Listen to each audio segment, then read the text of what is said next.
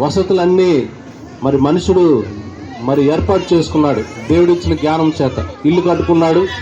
మరి తన శరీరాన్ని కాపాడుకోవడానికి అనేక విధాలైనటువంటి మార్గాల్లో మనిషి లోకంలో జీవిస్తూ ఉన్నాడు.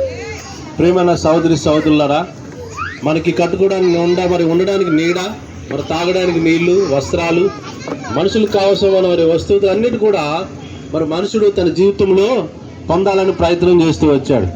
అయితే మనిషికి ఒక ఆత్మ ఉంది. ఎందుకంటే పరిశుద్ధ గ్రంథం బైబిల్లో ఒక మాట ఉంది. మరి 89వ కీర్తన 48వ వచనంలో మరణము చూడక తప్పించుకున్న నరుడు ఎవరున్నారని పరిశుద్ధ గ్రంథం బైబిల్ సెలవిస్తుంది. అలాగే మరి పాతాళం యొక్క వశం కాకుండా తను తాను కాపాడుకునేవాడు ఎవరున్నారని చెప్పి పరిశుద్ధ గ్రంథం బైబిల్ చేస్తుంది. మరి పాతాళ లోకాన్ని నుంచి మరి తప్పించుకోవాలంటే అది మానవునికి సాధ్యం కాదు.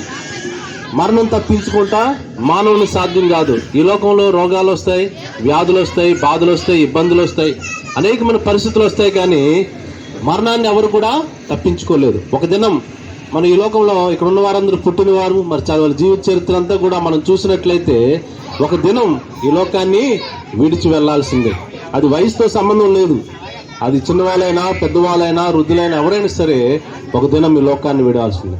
అలాగే విడిచిన తర్వాత మన ఆత్మ మరి దేవుని నమ్ముకుంటే ఆ పరలోక రాజ్యంలోకి వెళ్తుందని స్పష్టంగా బయలుపరుస్తున్నాడు. మరి యేసు ప్రభువు వారు ఈ మాటలు చెప్పారు.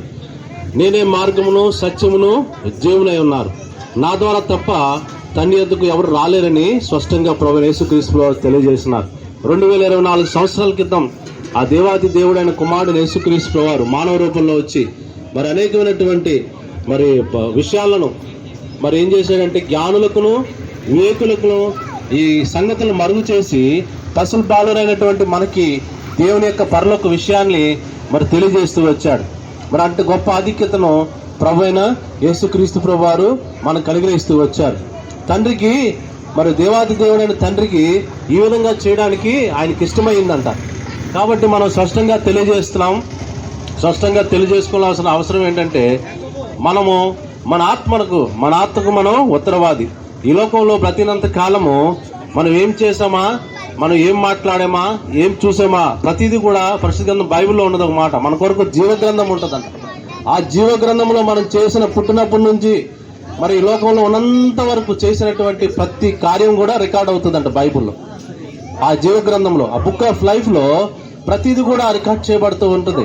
కాబట్టి అందుకే అంటాడు, మరణం తప్పించుకున్న నరుడు ఎవరున్నారని. పాతాళము వశము కాకుండా తన ఆత్మను తాను కాపాడుకున్నవాడు, తను రక్షించుకునేవాడు ఎవరున్నారని పరిశుద్ధ గ్రంథం బైబిల్ సెలవిస్తుంది. మరి ఆ విధంగా మరి ఆత్మల కాపురైన యేసు ప్రభువారి యొక్క మరి సువార్తను, ఆ యొక్క శుభవర్తమానాన్ని తెలియజేస్తూ వచ్చినాం. మీరు ఈరోజు